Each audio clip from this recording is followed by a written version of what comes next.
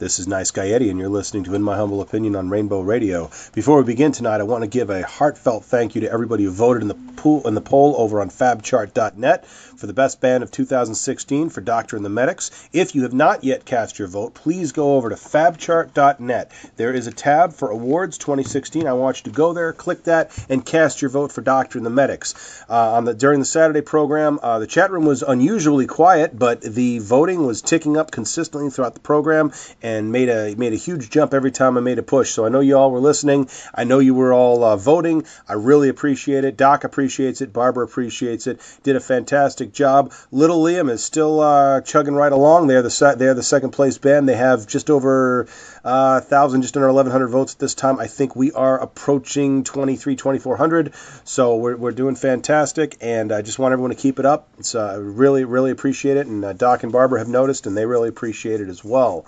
The show, by the way, for anyone who missed it, was an interview with Julian Marsh, the man behind the first original Doctor and the Medics release in 20 years. This is a song called Lift Me Up. It is coming out on April 4th, which coincidentally is the day that the contest ends over on fabchart.net, where you should go and vote for Doctor and the Medics. Julian and I spoke about the project with Doc, about working with Doc, about Julian's music over the years. He told some really funny stories. And by the way, it featured a sneak peek at Lift Me Up. So if you'd like to hear it, you can still catch that show if you missed it. It'll actually air on Wednesday. That's tomorrow at 4 p.m. Right here on Rainbow Radio. And it will also be available on my blog. If you go to eddiecabot.blogspot.com, that's EDDIECABOT, eddiecabot.blogspot.com, there is a tab that says, in my humble opinion, IMHO radio podcasts. There's also one that says Radio 2015 for last year's shows. The shows are hosted there. You can go there. It is the most recent show at the time that this is broadcasting. It's with Julian Marsh. If you click that, you can hear my interview with Julian Marsh, as well as the sneak peek of the Doctor and the Medics release with Julian, Lift Me Up, first original release in 20 years. So, hope you all check that out, and thanks again for voting.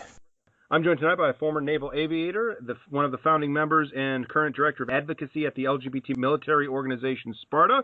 She is a columnist for Huffington Post, The Advocate, Everyday Feminism, and has a monthly column at Outlook magazine in Columbus. It is my pleasure to be joined by Brynn Tannehill. Brynn, welcome to the program. Hey, thank you, Eddie. How are you doing? Very good, very good. How are you? I'm doing great, thanks. So just to start off, tell us a little bit about yourself and your background. Okay, well, I mean, you mentioned a lot of it. I grew up in Phoenix, Arizona. I went to the Naval Academy. I flew for the Navy, helicopters mostly. I did 4 deployments over to the sandbox in the early 2000s to the mid-2000s. I transitioned in 2010 and left the reserves at the same time. Mm-hmm. And I've been working LGBT and particularly trans-military issues ever since. And in the process of doing my advocacy, somebody noticed that I was a halfway decent writer and asked me to start writing for them with what used to be Outserved magazine. And it just kind of went from there. I got picked up by other outlets. Now, do you still write for Outserved then at all? Or? No. Okay. Outserved magazine folded. Ah, okay. Oh, sorry to hear that. So, it's where I got my start. I've got good memories. Right. Now, about the time in the Navy, you mentioned being deployed in the sandbox. Can you be more specific than that, or can you fill anyone out there who is not familiar with where that might be? So I did 3 deployments to the Persian Gulf in various capacities. Once as an SH-60 pilot, once as a P-3 pilot, and once as an analyst at 5th Fleet Headquarters in Bahrain. Wow. And we thank you for your service, for sure. Now, I'm curious, you mentioned that you left the reserves at the same time that you transitioned. Just to be clear, were you required to do that then? Well, transgender people are still not allowed to serve in the military. Right. So what I did is I transferred to the individual ready reserves where you don't have an annual physical, but I also don't get to drill. So I'm stuck in this kind of legal limbo until the policy changes. But at least I wasn't kicked out. Right. And I'm just waiting for the policy change so I can get back in and finish out my time in the Navy. Okay. Now I'm curious then, because I've spoken to some ex-military people before on the show. Did any part of your decision to serve in the military come from sort of that hope or that story that we've heard often enough that essentially pursuing a hypermasculine career may fix that trans part of you or anything like that? Were there thoughts about that going in? I've thought about that myself too, and I keep coming back to the answer that more than that, it was about flying. I had wanted to be a pilot from the time I was about 6 years old. I love aviation and rotary wing aviation, and all I ever wanted to do was be a pilot. And there's a long history in my family of people being pilots, dating back through World War II. So I think it had a lot less to do with that. Okay. Than it just did me wanting to fly for the military. Wow. Now, what is your position on the ban of transgender soldiers? Then you believe it should be lifted? Oh, absolutely. This makes absolutely no sense whatsoever under current military conditions and current societal conditions. The Department of Defense is the only place left in the federal government that you can discriminate against transgender people. We have 18 other countries. Most of them are our closest allies that allow transgender people to serve. They figured out how to do it successfully for over 20 years. We are so far behind the rest of the world on this issue that it's kind of embarrassing. And it's not making good use of people like my friends who are airmen, soldiers, sailors, and Marines serving across the globe. It also doesn't make sense from a standpoint of you want to have the opportunity to have the absolute best, most motivated people for you, and getting rid of transgender people without giving them a chance to excel is a waste of people and material. I'm curious, though, based on your experience, and you were there, you witnessed this. Right now, you mentioned the societal condition and where we are, and we certainly have come a long way, and particularly on trans issues, a long way in a very short time, relatively recently. But I'm curious, do you believe that somebody right now, if a trans person were serving in the military relatively openly, would that actually be a safe environment for them? Well, what we're seeing is that a lot of our members, since they have stopped kicking out transgender service members while the policy is under review, a lot of our members have come out. And frankly, it's a lot safer to be out than it is in. Really? When you're out, yes. At this point, it is safer to be out than it is in. And the example I will give is that if you have somebody who is closeted and trans under the ban, with the ban in place, if they're sexually assaulted, they're going to be scared to report it because when they do the sexual assault investigation, they might be found out and get kicked out. And you can end up having a situation where you're sexually assaulted, you report the person who did it, and you end up getting kicked out and they end up getting retained. Right. So, what we have seen is at the level of harassment, intimidation, fear, and a host of other ill effects of the ban are being mitigated by people being able to be out. They're not able to get medical care yet. They're not able to officially transition. But the fact that they can at least be honest about themselves and where they're going in life allows their commands to offer protection. It allows them to speak openly, and it prevents them from being abused by fellow service members under the threat of being kicked out. Well, does that serve as an effective deterrent then? That once somebody's out, that the harassment doesn't invite harassment then? I mean, as I think a lot of people would assume it would. The military is making it clear at this point that, as does the rest of the federal government, and we'll be looking at it this way, that harassing a transgender person or discriminating against a transgender person is a form of sex discrimination. And it's going to be covered that way under the military equal opportunity policy. And honestly, commanders have already done this drill before. We ended Don't Ask, Don't Tell. And good commanders recognize that if you want to maintain good order and discipline, you don't let people abuse each other. You take care of your people, you maintain good order and discipline, you maintain unit morale by making sure that everybody is treated fairly and equally and with the dignity and respect they deserve as members of the armed services. Right. Well, okay. It's a matter of good leadership. And there's no question, And we have good leadership. Almost universally at this point, after the end of Don't Ask, Don't Tell, the military has learned a lot from that, and we are seeing effective leadership on this issue at all levels. Interesting, and very encouraging. Okay. Very encouraging. When you go to the Pentagon and they look back at the way that Don't Ask, Don't Tell, they look at it, Don't Ask, Don't Tell as kind of an embarrassment to the military at this point. There's absolutely no will to bring something like that back. And, I mean, obviously we have a president who is supporting that at the time. Do you think that would change under a different administration? It honestly depends very much on what administration. It also depends Go on, I'm sorry. Well, it depends. Here's the thing. Let me expound on that a little bit. Sure. So the military is making the decision to do this on their own. They are developing the policy on their own. This is not something that the White House has forced on them. This is not something that Congress has forced on them. This is the military deciding that they need to do this because there are transgender troops and we need to take care of them. The fact that the Pentagon is doing this on their own, and this isn't being forced on them, Senator John McCain, who is a supporter of Don't Ask, Don't Tell, was asked, and he is also the senior member of the Senate Armed Services Committee. Right. When asked about transgender service members, his comment was essentially, as long as the military is making this decision on their own, it's not my business.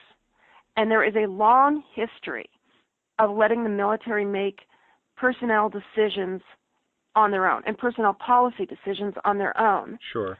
And there are some presidential candidates who would support this. Hillary Clinton and Bernie Sanders have both come out and said that they would support transgender military service. Right. There's only one candidate that's explicitly said that he would be against it.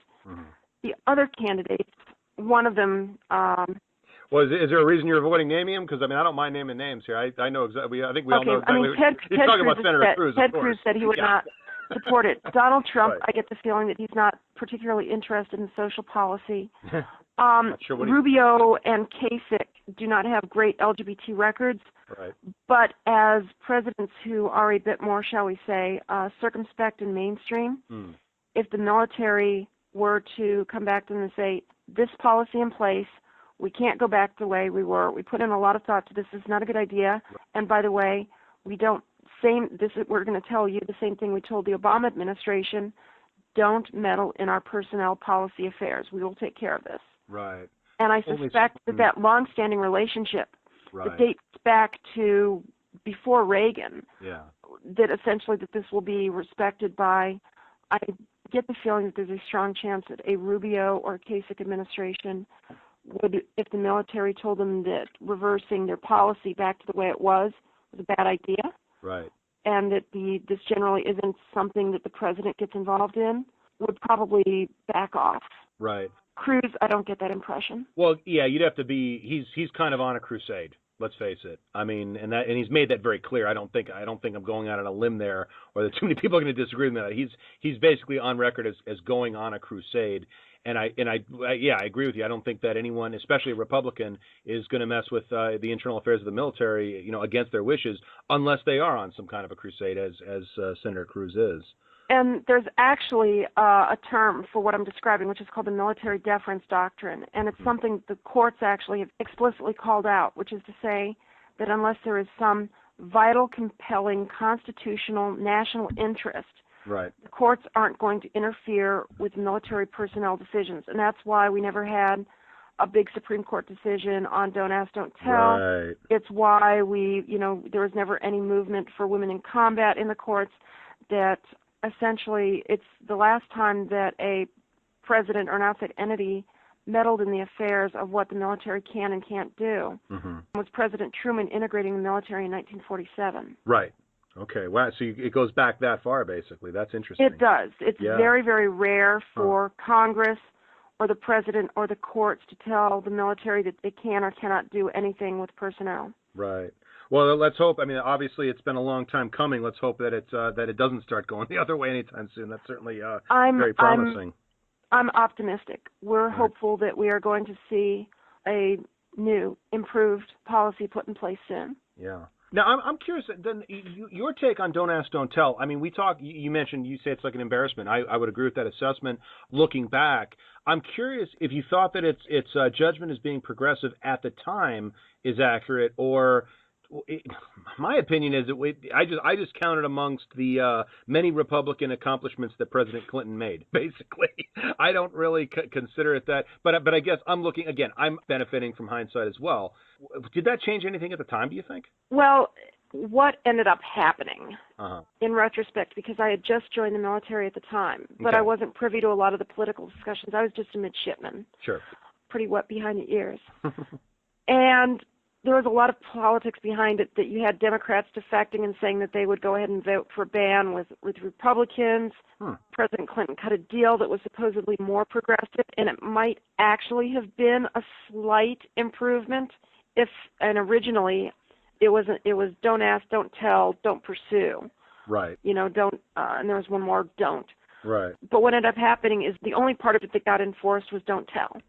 And stats ended up with a series of witch hunts through the 90s. So it's still the witch hunts were still going on then in your experience then. Oh, absolutely. Okay, because I've had people tell me that, oh no, it was so much better, and I'm like, I don't understand how, because it's like, oh wow, if they find out you're gay, you can still get kicked out. Put any other word than gay in that sentence, and it makes you would not. Well, gee, if they found out you were black, you're going to be kicked out. I mean, it's not anti-discrimination in. And there were even a series of court rulings related to what the military could and could not use as evidence that someone was gay. Right. Or about personal conduct that really opened things up. U.S. versus Davis and U.S. versus Guerrero. A couple of cases of cross-dressing service members, one of whom did it in their home, and only in their home, right, resulted in the court's ruling that you could still be kicked out and prosecuted under the Uniform Code of Military Justice, wow, even for conduct that no one saw. Wow. Now, I'd like to play something for you. Now, this goes back to the very first show that I did with and I will admit, this quote is coming from somebody who is extremely radical leftist, very anti-statist, very anti-military. However, the interesting thing was that she was trans, and I actually met her about it online in an argument about lifting the ban on transgender soldiers. I was for it. To me, it's a simple case of discrimination, and she was passionately against it. Now, again, she has an anti-military agenda, but she brought up a very interesting point that I want to play this for you and get your take on it, if you don't mind. Mm-hmm. The main reason that I oppose this is basically there are no good options, particularly for poor trans people, the type of people that may join the military. They don't have other options in society. Discrimination is still legalized from like coast to coast. Absolutely. You can get fired, you can get thrown out of your house. There's rampant unemployment. There is just all this marginalization. You have trans people that desperately need medical care that they don't have access to, so they have to come up with it out of pocket. Well, but wait a second, but isn't serving the military then an option that would address the unemployment, possibly address the medical side, housing, etc.? And let's say that we did that. Yeah. That would be de facto conscription. What do you think about that? Did she have a point? No, I disagree. I mean, there are all sorts of reasons why transgender people would join the military. I mentioned I wanted to fly. Why should I have my career dreams be cut off just because I'm transgender? Regardless of whether or not we have this policy put in place, there's going to be transgender people in the military. So why should we leave a policy in place that hurts transgender people just because you don't particularly like the military? One way or another, we will be in the military. And this is something that we've observed over 60 years of history of examining VA records, and it's something the Australian military has even observed, is that trans people over there serve at twice the rate of the general population as well. Right. And here's the thing, is that there are plenty of people from other disadvantaged backgrounds who use the military to get job skills, who use it to get college funds, who use it to move themselves to better, safer circumstances than the ones that they grew up in. There are a million reasons to join the military, and they're the exact same ones that transgender people would join the military for as well. So I think the argument that transgender people shouldn't join because it's some sort of conscription, because it's a good place to be. Not that they shouldn't join, but only that if the ban was lifted, then that becomes their only option. It doesn't become their only option. Okay. Right now, I think it's ironic that the federal government, within the federal government, the only place where transgender people are not allowed to be full functioning members of the federal workforce is the active duty military. So the argument that, well, this is the only place they can go. Now, it's the only place they can't go currently. Right. So I disagree with that. And we also are seeing that trans people are gaining acceptance throughout the rest of society. We're seeing that it's getting better, and it's getting better in most places that are blue states, frankly. Right. We're seeing that transgender people, you can get trans-specific health care coverage through entry-level employers like Target, Walgreens, and Kroger grocery stores. So if you're just looking for health care that covers transgender-specific issues, you've got options other than the military. I mean, they're entry level. Right. And I firmly believe in raising the minimum wage. It's way too low. Oh, it's not sure. livable. Yeah. But there are ways of getting insurance other than the military that will cover your needs. Okay. I will make sure, even if she doesn't listen to the show, that she hears that she hears that response, because I told her I was going to play that for you, because I didn't really have an answer for it at the time. Although it is interesting the way that you express that. I mean, obviously, though, you're coming from a very military positive background as well. So she'll. Well, I wouldn't say it's military positive. I would just say it's trans positive in the sense that recognize that trans people are going to be in the military, whether or not you have a good policy or a bad policy. Yeah. So why not make it a good policy that treats people well rather than treats them horribly and leaves them in the dark, in the closet, unable to report being sexually assaulted and without medical care? That's a very key point too. Is the part about that? And here's the thing: I have fielded that 3 a.m. call from somebody saying, "I was raped. What do I do? I'm not sure I can report it." Yeah. And that just tears your heart out. I mean, and it's so disturbing. And it makes you so angry against the military-industrial complex and the system. Right. Because you have people who are being sexually assaulted and can't report it because they are trans. Yeah. And you recognize that changing this policy would change that plus a lot of other things. So basically, somebody's going to get assaulted anyway, but if you lift the ban, then the system can do something about it. Well, actually, I think it's going to reduce assault. I think people knowing that transgender people are protected, knowing that transgender people can report it, I think knowing that people can be out, I think that is going to make trans people less of a target, because a closeted trans person is a far more vulnerable target than an out one. Wow. Who does have protections where it is known that this person does have full legal rights within our system. So it almost sounds like, and this is something I don't think a lot of people would expect, it almost sounds like what you're saying is that an out trans person is safer in the military than they are in society. I don't know if I would go that far, because I'm a RAND analyst. I'd want to see the numbers. I want to see the demographic data. Right. Well, but we know what the level of violence against trans people is. I mean, it's very high. Yeah. I mean, it's incredibly high, especially for trans people of color. Right, exactly. And again, these are not being investigated properly as hate crimes or whatever else by local police departments. And and unless it becomes a federal case, drug deal went bad. Oh well, and they walk away. It's a case right here in my hometown of Detroit. Several two incidences last year where a trans person was killed, and again, it was written off as a drug deal gone bad or a sex deal gone bad or something like that. And if you have a service member who gets assaulted and it gets investigated improperly, the threat of IG investigation, which tends to be pretty neutral, usually scares most commanders to death. So usually what we are seeing is that in a lot of cases of sexual assault sometimes they're being overly investigated. Sometimes they're not being investigated enough, and it's very uneven. And I'm very much in favor of the Gillibrand Amendment, putting sexual assault cases in the hands of independent investigators. Right. But we also, part of the reason we've seen the spike in reported sexual assault cases is because that the amount of reporting has gone up. I know that sounds counterintuitive, but we think that investigations by my own employer, which is a defense think tank, has come to the conclusion that policies encouraging reporting have been effective at some level. So even if we're seeing an increase, it's coming more from an increase in reporting than an increase in incidents. Correct. Okay, and so that's actually a good sign in a way. I mean, that's in a good sign.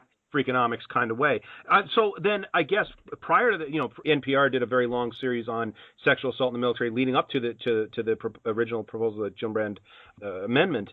Was this an issue then? Is this getting better? Is it changing recently? Or, I mean, I hate to say was it exaggerated or whatever, but I mean, it really sounded like it was a completely dysfunctional system for many years. My experience during my time in is that, yes, it can be extraordinarily dysfunctional when you have a chain of command that is willing to lie and cover up for each other. Sure. That's when it gets really, really dangerous, and the system completely breaks down. So what do you say to the cynics? That's why I'm in favor of the Gillibrand Amendment. Right. Well, obviously, but what do you say to the cynics then who would assume that that's most of the chain of command in the military?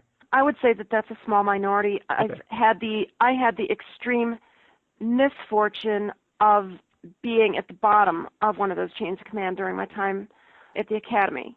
Okay. And that is, I had a very long discussion with a female service member who was part of the Don't Ask, Don't Tell repeal process, cisgender, Okay. Yep. lesbian woman. And she disliked the Gillibrand Amendment at first until I told her my experience, and her response was, okay, when you've seen that, yes, I completely get why you would think that the Gillibrand Amendment is necessary, because those kinds of abuses can happen. Right, right. So was she against it for the same sort of, as you say, the military wants to take care of itself, doesn't want the outside interference? Was that the general principle behind her opposition then? Her feeling was that you could have commanders that are being pressured into making bad judgments on whether or not to pursue a case from a perceived external pressure. Right. And so that you have people pursuing investigations that might not warrant it, or ruining people's careers the way that, like, the example is Tailhook, this one guy that was not even at the convention, who was a squadron duty officer. Basically, he stayed behind at the airfield the entire conference because he was Mormon and didn't drink and really wasn't interested in going to Tailhook. Okay. Because he was at the same squadron as all the people that got in trouble, yeah, he got a letter of reprimand, too, even though he wasn't there. Oh, unreal. That ended his career. He ended up suing the military and winning. Yeah. Much later on, in the 90s. So, I mean, you can swing too far the other way. Sure. Oh, yeah, yeah. Like you said, it has to be an honest and objective investigation and there has to be with a checks good and balances. Yeah, sure. And right now, we don't have a good. My opinion is that we do not have a good system of checks and balances for investigating sexual assault claims. Okay. Okay. Interesting.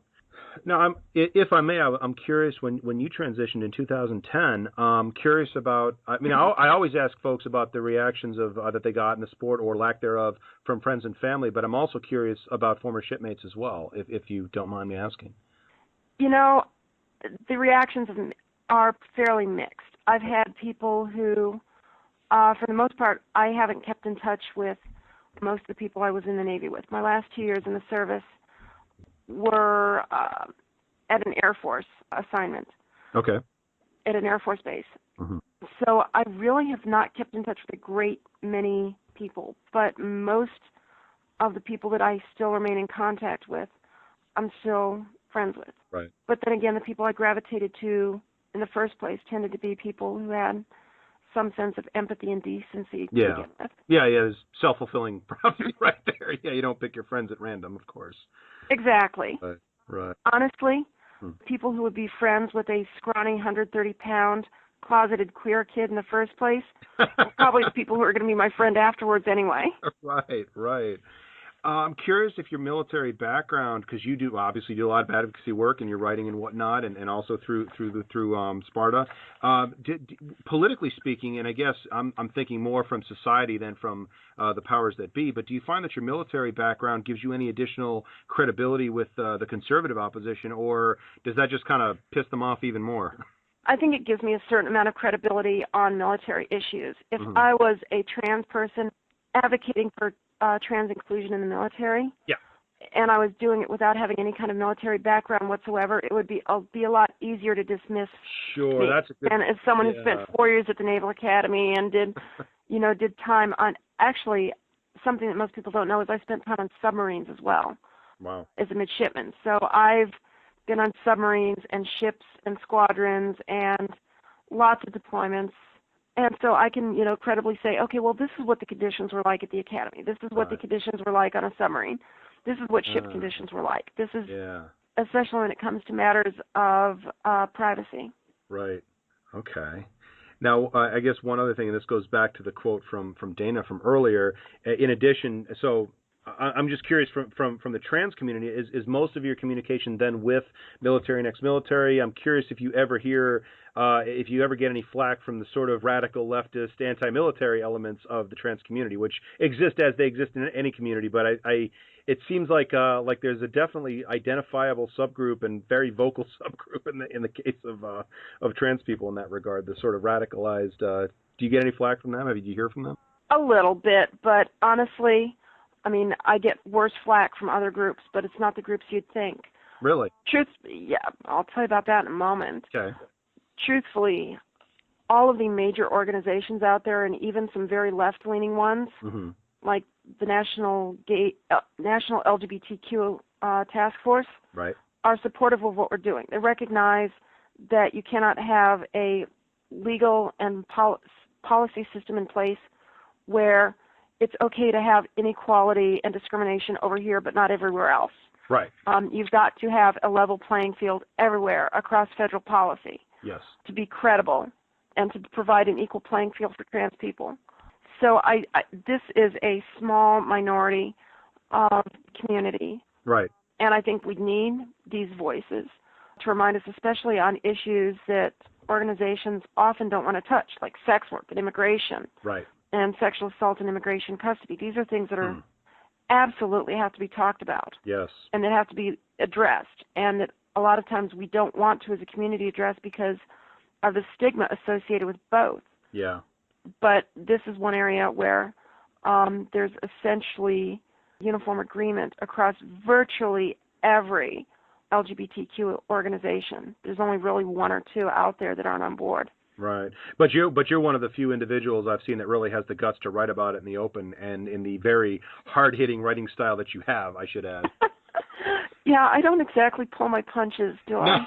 No. No. And I was actually, I kind of have a note in my margin here, ask if she did any war correspondence or anything like that, because reading what you write about politics. Yeah, it is very much in a I don't want to say combative in a bad sense, but in a very it is a battle. I mean, it doesn't shy away from that, and it definitely takes it with a very strong voice. That very we're going to bring this fight to them kind of a tone, which I thought was really cool. By the way, I don't mean that as criticism at all. Well, this is the thing though. And this is actually a very deliberate thing that I do. I mean, the trans community is constantly under assault legislatively. Yes. In terms of media, in terms of online content, in terms of messaging by the right wing. Yep. We are constantly bombarded with absolutely horrific messages. Right. That we're sick, that we're ill, that we're disgusting, that nothing could possibly love us. Right. That we don't have a place in society, that we don't deserve to be around normal, decent people, that we are a threat to women and children, that every awful, horrible thing that's said about us is, and then on top of that, right. They kill us. They kill us in droves. Yes.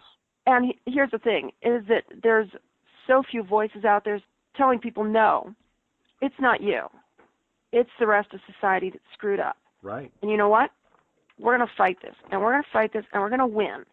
Doesn't matter how long, but it will happen, and we're doing it now. And here's how we're going to do it. And for people to hear a message that they're okay. Right. To hear, and not just a message that they're okay, but the fact that I'm trying to be fairly relentless in my documentation. Yes. Of where I'm getting my facts from and backing up what I'm saying, that people can start to believe in themselves. Right. And be able to believe in themselves enough to help join in the efforts to fight back against this and move the ball forward. And I think that, yes, it's a very combative style. It's a fighting style. Rallying cry. Yeah. Yeah, exactly. There you go. But, yeah. For a population that is just so beset, having somebody who, grabs the flag, raises it, waves it overhead, and says, "Follow me," it's something that we have way too little of. You need people to feel confident enough to crawl out of the foxhole and go over the wall. Absolutely.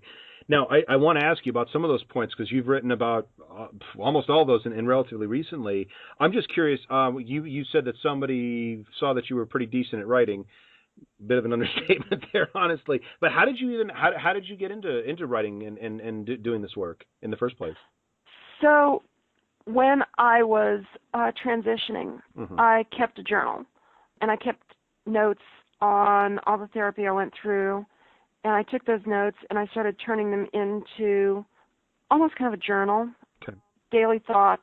And I started trying to frame them, and then I tried to understand them. And over time, I just spent so much time writing about what I was thinking and feeling and learning and researching and trying to feel my way through it, that by the time I came out and found my way into the trans military group, Mm-hmm. I was, writing fairly long posts for the group. And somebody at Outserve magazine asked me, hey, we need a trans writer who's halfway decent. It looks like you can write. Can you give me some sample articles?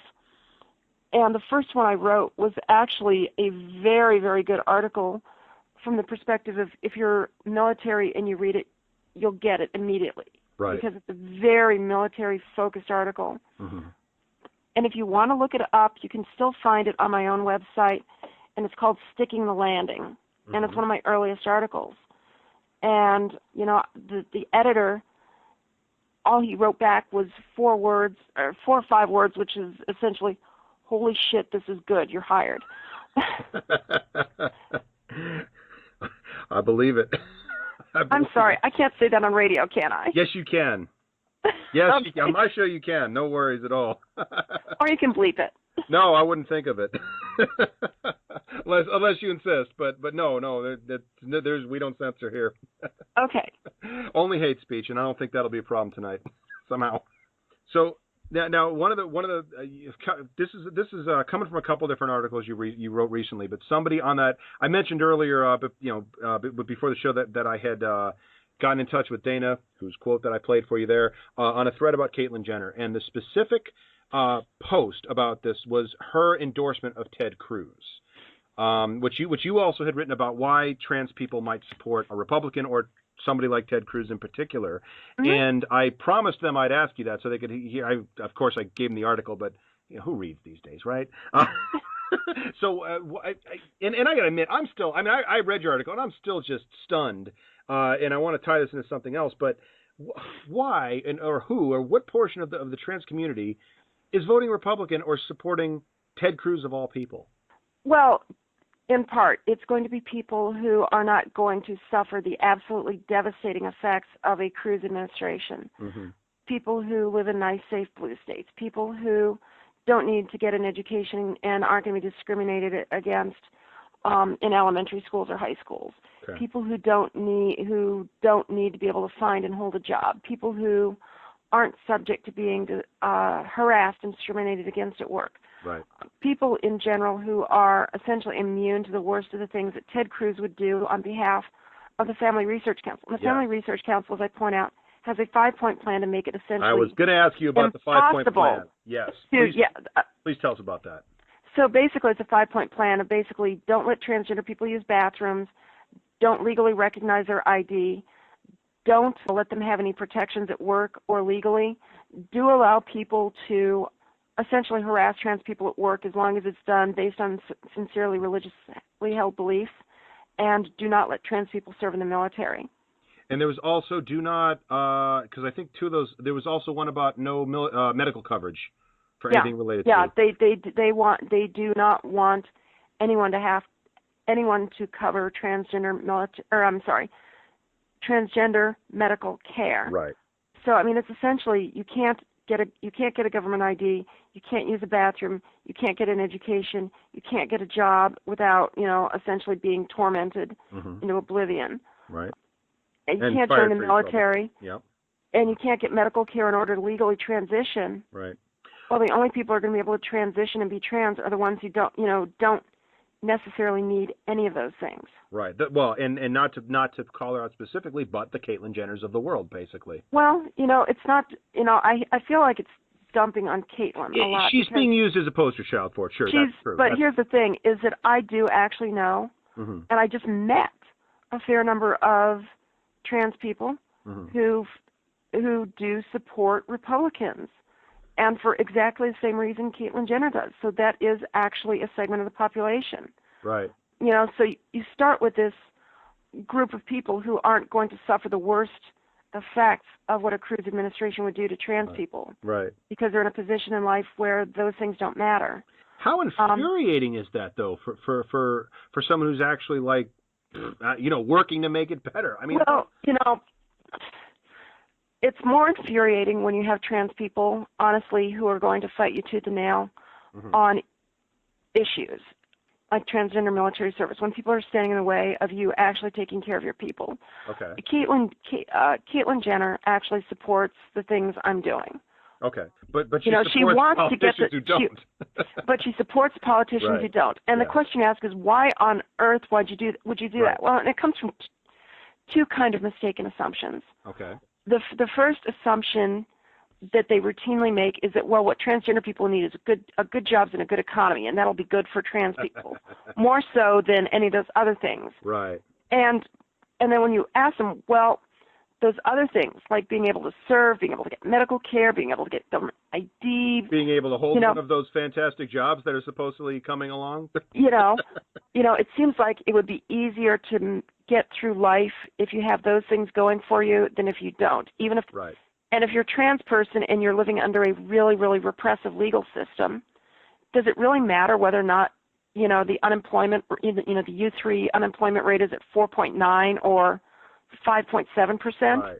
Right. Well, no, not really. Yeah. But here's the other thing too, and I'll finish here, is that there's this kind of Fox News inspired fear that if we have a Democrat president, that Hillary Clinton, is going to turn America into North Korea in 4 years. That in 4 years there's going to be death camps and everybody's going to be living off of crickets and grass clippings, and drinking stagnant pond water. They've been saying that for the last 8 years under Obama. I mean, he was going to come for our guns, wasn't he? Wasn't he going to lock up all the white people? Wasn't it going to be? I mean. How I didn't say it was rational.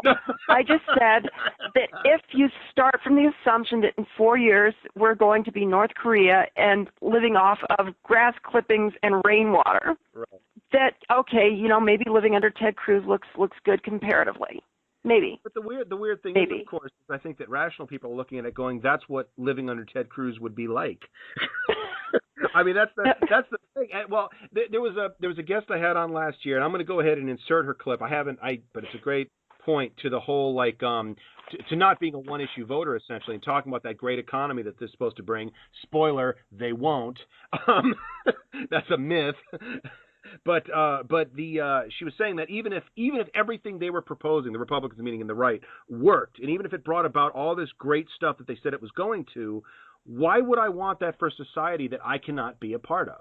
But let me go ahead and run it, because I think she says it better than I could. I have a lot of family that is socially liberal but fiscally conservative. Okay. And I kind of understand that. I do understand that perspective. But even if, let's say, fiscally we were to be better off, which I am not agreeing on. Let me let you in a little secret. The fiscal conservatives are wrong. They're wrong.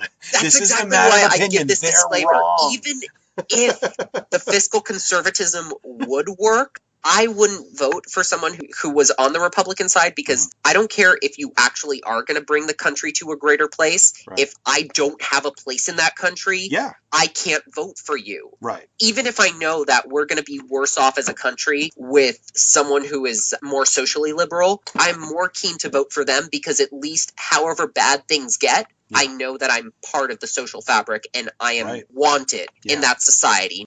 Exactly. And the argument that, do you know who the world's largest employer of transgender people is? Don't tell me Walmart. The United States military. Really? Yep. Even with the ban, huh? Even with the ban. Wow. And that's the thing, is how on earth does a president who will fire every single employee at the world's largest employer of transgender people, how does that help transgender economic statistics? I'm just asking a question here. Yeah. But you're talking about people who are convinced that Republican economic policy is good in the first place. And, I got an MBA. I aced my macroeconomics course. And quite frankly, when I hear these people talking, I'm thinking these are people who don't know a damn thing about economics.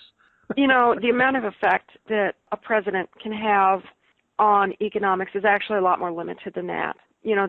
There are much larger forces at play here. For example, the subprime mortgage crisis. Yeah. There was, not whatever set it in motion, whether it was Bill Clinton or Ronald Reagan. Right. Or Jimmy Carter. Yeah, there were bigger factors. The factors that made it happen were so far outside, were pretty far outside of George Bush's control, much less Obama's. Right.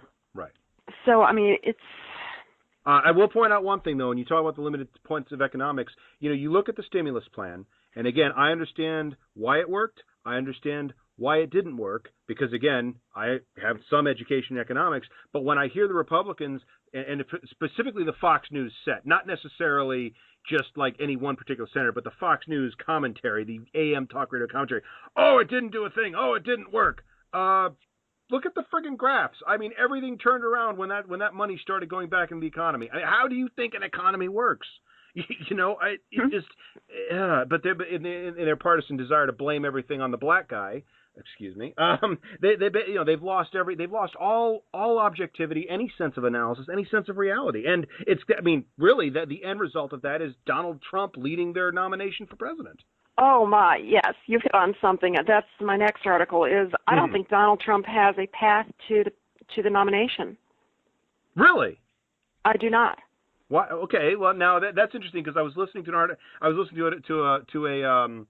an interview I did last year as I was looking for a clip, and it was funny because she had said, the journalist I was interviewing at the time said, Jeb Bush, absolutely, he's the top pick. Ted Cruz, not even relevant. We also both agreed that Bernie Sanders wasn't relevant. And I was just listening to this going, wow, how much has changed in not a long time? That was less than 6 months ago. I know. You don't think Trump has a way forward then? Okay, follow my logic here. Sure. Trump is in a situation where, in order to have any reasonable shot at the presidency, yes, at the nomination, yep, he has to win the winner-take-all states of Florida and Ohio, right? Yes, correct. Just a brief update. In the time since that interview was recorded, Donald Trump, in fact, did win the winner-take-all state of Florida, but he lost in Ohio to John Kasich. Okay, so if he doesn't have that, then he's not going to get the nomination. He's going to be finished with something below 1237. And what are the odds that the delegates, who are the party faithful of the RNC, are going to put him in, are going to flip for him? No, absolutely. Very, very low. I mean, you might have a few delegates that are free delegates from candidates who quit. Right. But here's the thing: the other way of dealing with this is that, okay, let's say so he doesn't get to 1237. It goes to a brokered convention. It's tough to see a scenario where he manages to get the nomination. Well, right? They would only broker against him. I mean, he is an outsider, and the Republican Party hates him. I mean, that much is clear. So, exactly. Yeah. So, okay. So if it goes to a brokered convention, he loses. We're agreed there, right? No, absolutely. Okay. So if he doesn't win, and it looks like he's going to win Florida, but Ohio's 50-50, right? Sure. So, okay, for him to be a viable candidate after next Tuesday. Kasich will probably take Ohio. Right. Well, maybe. It's 50-50 according to the polling. Right. Okay. So hear me out. So after this Tuesday, there's only a 50-50 shot that he's still going to be a viable candidate, right? Because Ohio is a coin toss between him and Kasich. Yep. So after that, let's say he's still viable, right? But he's still got to win 52% of the delegates from there on in, right? Right, and he's not winning states by a majority. He's winning by a plurality because the Republicans backed an entire bus of candidates up. Right. Originally. So what's going to happen is that the RNC is going to be, and Ted Cruz are going to be able to go to them and look at the polling data and say, okay, if Rubio and Kasich drop out, or just Rubio, if we turn this into a Cruz versus Trump one-on-one, Cruz ends up doing better than Trump. Absolutely. Right? Well, I think Wait, hear me out. Yep. So, in order for Trump to win, even if he wins Ohio and Florida, he's got to win 52% of the delegates. Yep. If after next Tuesday he's won both of them, but Cruz manages to get the other two guys to drop out, then he can win enough delegates to prevent Trump from winning the nomination. Right. So there's only one narrow path for Trump to make it, and that is to win Florida and Ohio. Yeah. And for Rubio and Kasich to both stick around. Right. And to continue to give him any chance of getting 52%. If all of those things do not happen in that sequence, it becomes nearly impossible. You're right. You're right. I will point out one thing though, and that's Rubio. I'm surprised is still in there because he's been polling so low for several primaries now. Another update since that was recorded, of course, Marco Rubio has in fact dropped out. And I think actually as soon as they started calling him Little Marco, it was over for him. And that's such a dumb statement, but I swear to God, as soon as they started calling him Little Marco, he disappeared. It just, I don't know. But the one thing I will point out, though, if, let's say, Kasich stays in, Kasich and Cruz can effectively still split the I hate Donald Trump vote. I think either one of them could easily take all of it. In fact, if they had only had one candidate against Trump, Trump would be irrelevant. He's 2/3 of the party is voting against him. But here's the thing: here's the thing. Yeah. Is that there's a perverse incentive for both Rubio and Kasich and Cruz to all stick around, even if they have no mathematical path to 1237. Which is that if they get to a brokered convention, right, they each have their own unique claim to why they should be the nominee. Right. I think that probably John Kasich probably has the best argument, personally. Right. Cruz is going to have a good argument just because he came in second. Yeah. But the fact that he is despised by the RNC, by his colleagues, and because his chances of winning the nomination aren't that great, winning the general, he's going to have an uphill fight. He does not appeal to any, millennials at all. He has this smarmy, oily televangelist kind of speaking style that's it's just like, oh my God, I feel dirty listening to this. Yes, smarmy, oily televangelist style. That's him. That's perfect. Yes, but here's the thing though. Do you think there's anything to if let's say that Trump gets the plurality, he doesn't get the majority, but he has a plurality. More people wanted him than any other one guy. Doesn't a brokered convention essentially doom the candidacy of whoever they pick?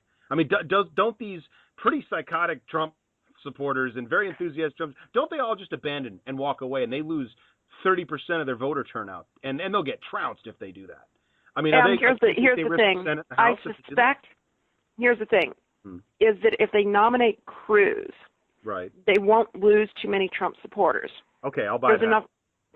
If they nominate Kasich or Rubio, it's gonna whether or not there is a full-on rebellion is up for debate.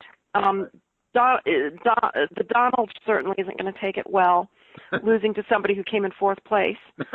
And it's definitely going to confirm in the minds of a lot of Republican voters that the fix is in. Yeah. The absolute worst possible thing the RNC could do, because it will explode the party, or maybe, the worst thing they can do for themselves, probably best for us, is to draft Mitt Romney. That's kind of like finding out that the guy who won the Powerball jackpot was the lottery commissioner's half-brother Cletus. Exactly. And that Cletus didn't even bother buying a ticket, but he won. Yes, exactly. And it's just, it's like, oh really? How is this not rigged? They needed to figure out 2 months ago, basically, they should have all gotten together and drew straws or something and said, look, one of us can beat him, 5 of us cannot. So let's pick one. Because again, if they keep up like this, they may have one of them might get the nomination, but I don't see a candidate coming out of a brokered convention that'll general election. And particularly, if it's Romney, oh God, the fix is in, no question. That'll be the message that comes out of that. So I mean, honestly, the two safest picks for the RNC are either Cruz, because you might not lose all of your Trump supporters. They might flip to him. They might not get too mad in assuming that the establishment won. Right. And we're starting to see some senators, like Lindsey Graham, ironically, lining up behind Cruz. Right.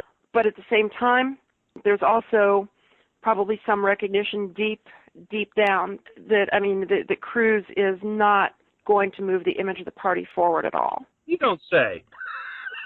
I'm not sure this is a party that, and okay, but, I'll here's the thing: is that the unfavorability ratings for Hillary Clinton are worse than they are for Cruz.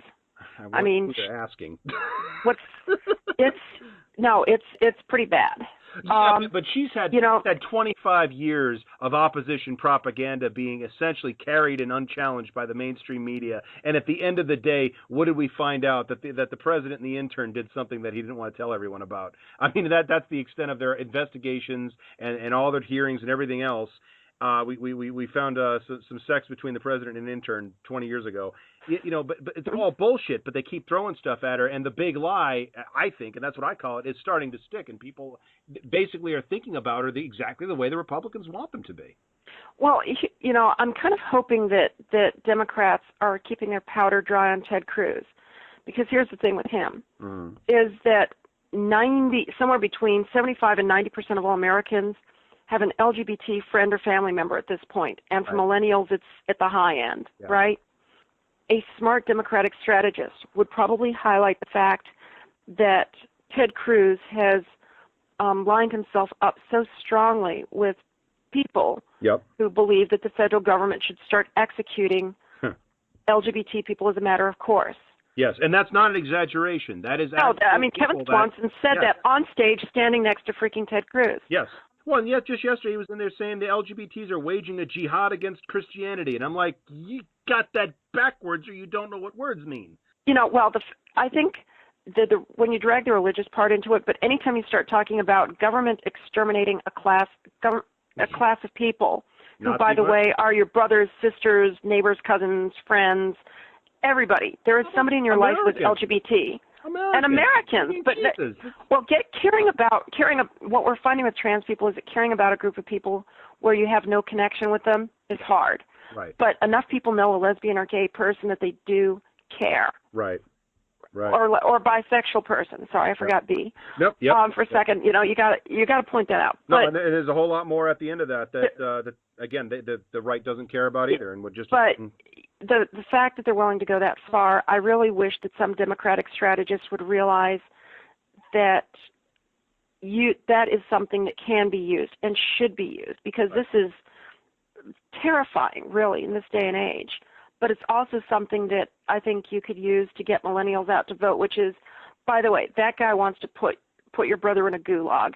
And folks, I want to reiterate that we are not exaggerating here. There really is this much at stake in the upcoming election. I need to cut things short for time, but I want to say that this conversation continues for about another hour, and I will be airing it next Tuesday at this same time here on Rainbow Radio. In the meantime, if you'd like to see more of Brynn's writings, she's a regular columnist for Huffington Post. You can find her at The Advocate, at theadvocate.com, everydayfeminism.com, and Outlook Magazine, which you can find at outlookcolumbus.com. I hope you've enjoyed the conversation so far, and that you tune in next week to hear more of my conversation with Brynn Tannehill. As always, if you have any questions or comments about anything you've heard here tonight, or suggestions for future shows, guests, or topics, please email me at niceguy9418@usa.com. You can friend me on Facebook at Eddie Cabot, leave a comment on my blog at eddiecabot.blogspot.com. You can follow me on Twitter, Nice Guy Eddie Cab, Tumblr, Nice Guy Eddie Cabot, and if you'd like to support IMHO, Rainbow Radio, and some of the content creators that we've had on, please visit my Patreon at Nice Guy Eddie. I'm going to close out tonight with another segment with the Doctor and the Doctor of Philosophy. I got to ask you something. If a musician is doing an interview in the woods and his promoter is not around to hear it, did he still screw something up? Yes. Yeah, absolutely. Unequivocal yes. Next question.